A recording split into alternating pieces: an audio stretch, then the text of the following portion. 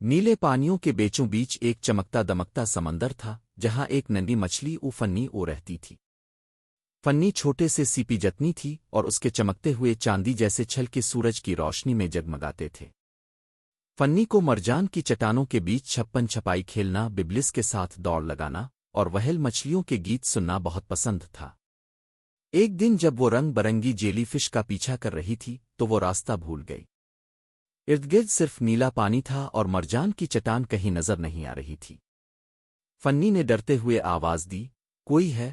لیکن جواب میں صرف پانی کی سرگوشی سنائی دی۔ تب ہی ایک نرم دل کچھوے ٹولا نے اسے دیکھا۔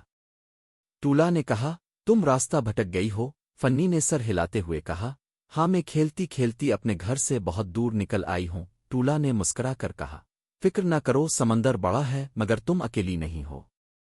ٹولا نے فنی کو سمندر کی خوبصورت راہوں سے گزارا۔ وہ چمکتی ہوئی سمندری گھاس، سونے والے ستارے جیسے جانور اور کھیلتے ہوئے ڈالفنس کے پاس سے گزرے۔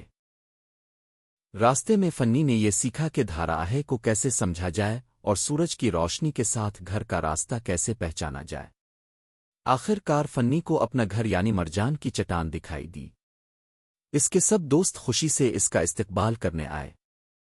اس دن کے بعد فنی نے کھیلنا اور تلاش کرنا نہیں چھوڑا مگر وہ کبھی راستہ نہیں بھولی۔ اور اب تو وہ دوسرے چھوٹے سمندری جانوروں کو بھی ان کے گھر واپس جانے میں مدد کرتی تھی۔ ختم شد۔